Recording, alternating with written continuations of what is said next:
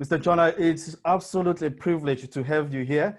I think offline, I just said, I feel like I'm talking to the biggest boss because I'm in tourism as well. So it's absolutely a privilege. But on this platform, this is Minds of Good Health platform. I am the founder and the director of Minds of Good Health. And what we're trying to do is to raise awareness of depression and provide venues and avenues to those who are battling with depression. So indeed, it is a privilege to have you here today. You are very generous with your time. Just before we start, I thought it would be great for those who will be watching so that they just get to know you a bit better. So they know that you are a businessman, SA Tourism CEO. But just tell us a little bit about yourself, maybe some of the things that we might not know about you. What do you enjoy doing? Yeah, and all that. Thank you, Chris, and thank you very much for inviting me over. I really am honored to be here, especially to talk about this very important topic as well, and I'm happy to contribute any way that I can. So, you want to know a little bit more about myself. So, my name is Sisa Ntshona, and I'm obviously the current CEO of South African Tourism. I originally come from a small town in the Eastern Cape called Alice. That's where I grew up, and however, I spent my teens in Port Elizabeth. I'm an accountant by training, went to university to study finance, and essentially then I moved all the way into the corporate space, and then that's kind of where I've been, for the last couple of good years or so. Primarily focusing essentially on the business management side of it. Yeah. I think I found joy in being at the forefront and running organizations or departments as opposed to the typical accountant that collates stuff at the end there. Yeah. So this all encompasses the entire space of running businesses, running operations, managing people as well. And yeah, I mean, I took the decision a couple of years ago to be part of the solution in South Africa. And I lifted my hand and said, let me come join SA Tourism. I knew nothing about SA Tourism, never worked in government before, but I felt I had something to contribute, just probably difference in thinking and just to get the agenda and program of government to land a couple of wins. Yeah. And yeah, we are still on the plan and still very much engaged in making sure tourism, delivers for the country. Yeah, great. What is your favorite destination in South Africa? Your personal one? Chris, I tell people all the time when they ask me the question, it's like asking me who's my favorite child, and so my question is, it totally depends on the mood and what it is that I want to do. Yeah. And we are blessed as a country that there's something for everybody, yes. Right? Yes. 9 beautiful provinces, and they're all fundamentally different from one another, So whether I'm looking for bush, whether I'm looking for beach, whether I'm looking for culture, whether I'm looking for immersion and everything else, it's all there. So it really depends on the time of the year, it depends on the mood, depends on the family. It's amazing. In my household, it's the young ones that make the decisions as to what happens. Obviously, with the boss, the wife also as well. Yeah, great. I think it was on Monday, I went back to my books and I found a little book written by C.S. Lewis. It's called The Problem of Pain. Let me quote something he wrote there. He says that mental pain is less dramatic than physical pain, but it is more common and also more hard to bear. The frequent attempt to conceal mental pain increases the burden. It is easier to say my tooth is aching than to say my heart is broken. Let me just repeat that again. This is C.S. Lewis. The book was, I think, written 1940. He says this, I quote, mental pain is less dramatic than physical pain, but it is more common and also more hard to bear. The frequent attempt to conceal mental pain increases the burden. It is easier to say, my tooth is aching, than to say, my heart is broken, end quote. And I think with this COVID-19, many people don't even know how they are feeling. When you wake up one morning, everything is fine, and then we are told that we'll be on lockdown for 21 days. And then we start to lose our salaries. Some people get retrenched, and you would know it firsthand as the CEO of tourism that our sector, I feel personally that it has been hit the hardest. Some people have lost their jobs. Some have to close doors, their hotels, lodges. Mr. Ntshona, just specifically talking about tourism, how would you encourage, I mean, those who are in tourism, how would you encourage them during this time? Just words of encouragement, really.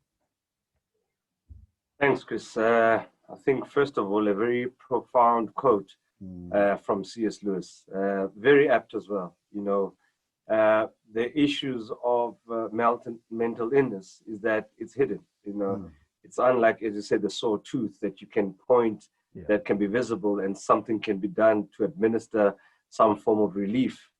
The other one is really kind of got some light sensors in the office here. So, you know, the other one is really kind of, you know, say the invisible part. Now, you're absolutely right. You know, there hasn't been probably a challenge to human beings across the board at such a large scale at the same time, where literally all of us have been isolated into our own small little segments. So therefore, our potential means of coping, whether it be work, whether it be any form of externalization, exercise, anything else, for some time was curtailed, right? So we literally at some point in time all had to deal with our demons, as it were, you know. The tourism sector, you're absolutely right. You know, those that are in it, and I experience this quite a lot, even within the organization, you know, you compare relatively to what other sectors are feeling. And you see them opening up and you see them starting to get some form of normality. However, you find that the travel and tourism space has been held back, and that creates more pressure and pain because with each week that a sector is held back, the ability for it to rebound and come back again becomes proportionally more difficult, right?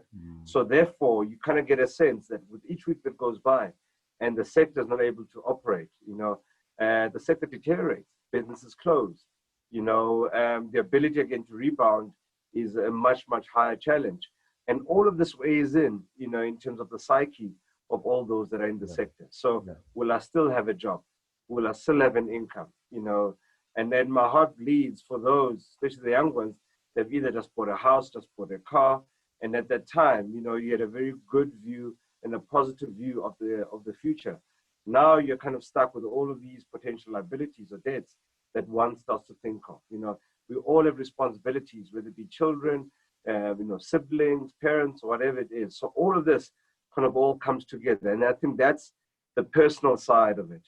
Now, the hospitality space is all about people. So what we expected to do every single day is to put on our jackets, to put on our armor, I call it, and smile. We smile at guests, we offer them a service because tourism is all about making the customers feel good, understanding their needs, delivering hospitality. So whether you're at a restaurant or whether, you know, you work at a hotel lobby, it doesn't matter how you feel, you've got to deliver the customer satisfaction. And there comes in the difficulty and challenge because you never get the space and time to deal with your own emotions as to who you are as well. Yeah, great.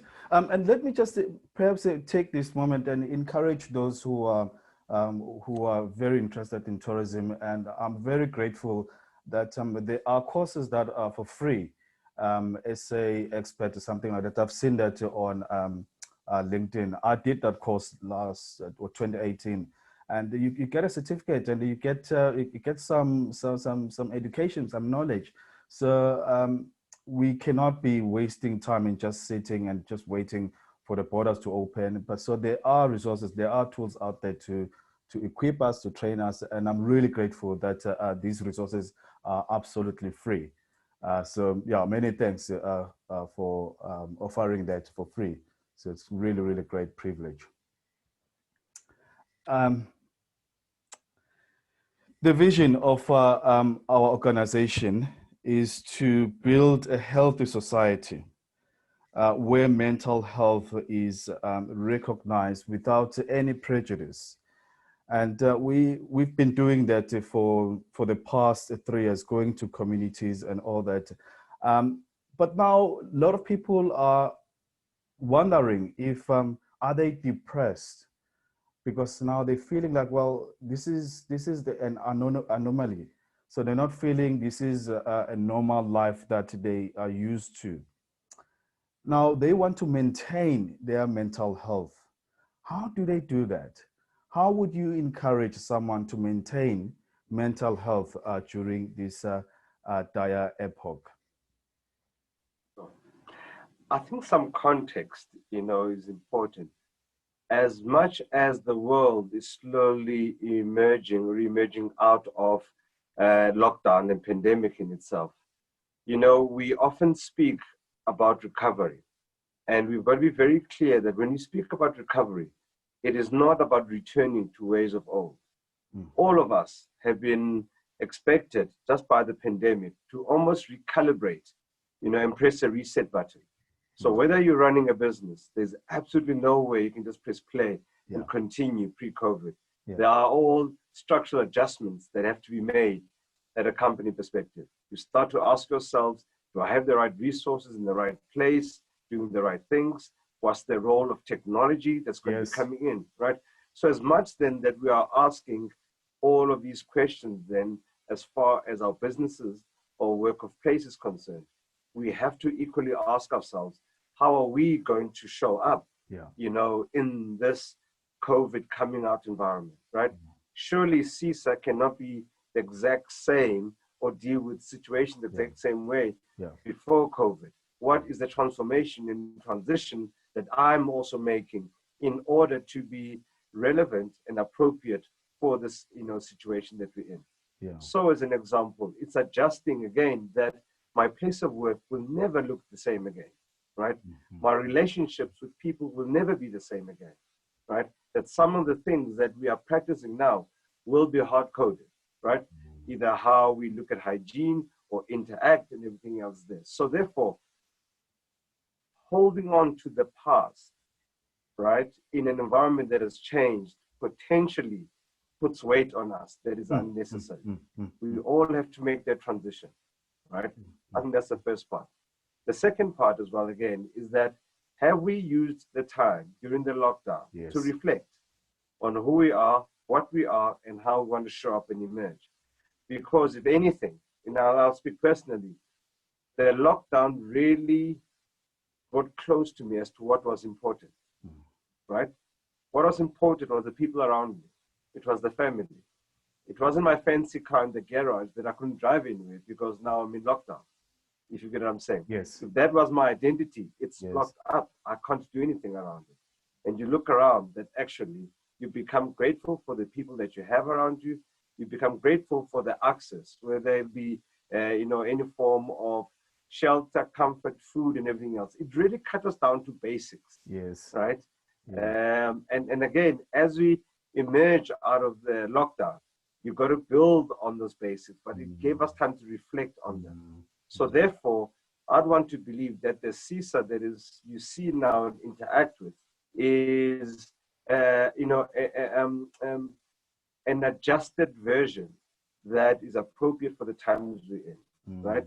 We've learned to do a couple of things. We've learned, hopefully, to speak to each other, right?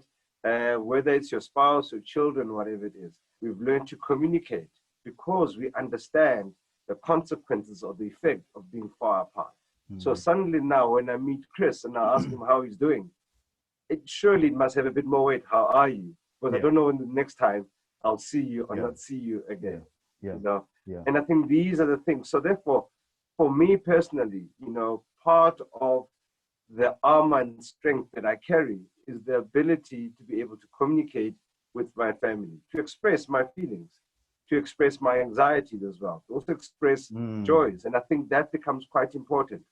As a father, I'm hopefully role modeling to my children, right?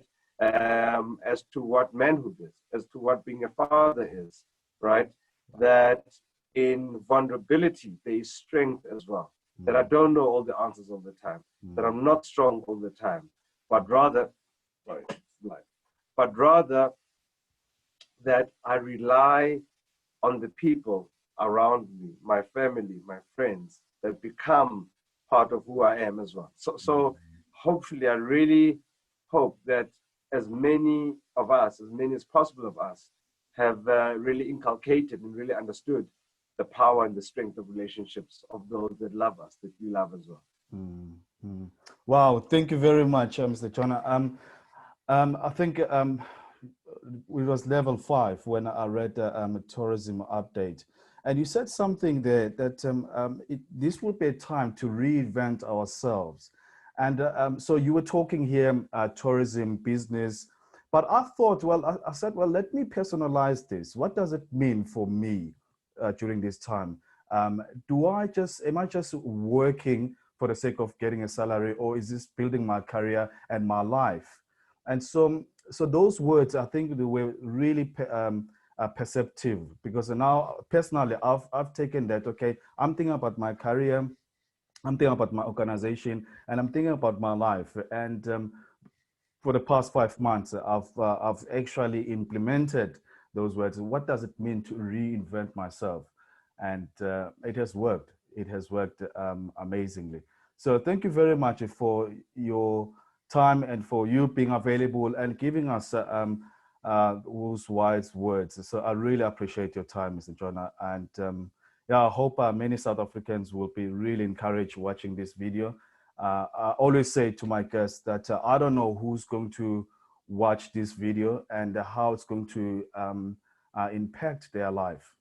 Let me just tell you a quick short story. On Monday, I went live on Facebook, and this gentleman, he's not my friend on Facebook, so someone had shared my video, and he sent me a message saying, look, Chris, I was sitting in the dark, just browsing my phone, and I watched your video. And brother, I feel like my life has been saved because I was thinking to do something horrible to myself. So to have public figures such as yourself and just talking to South Africans in a very relaxed setting is really, really encouraging. So someone will be encouraged. So thank you very much, sir, for your time.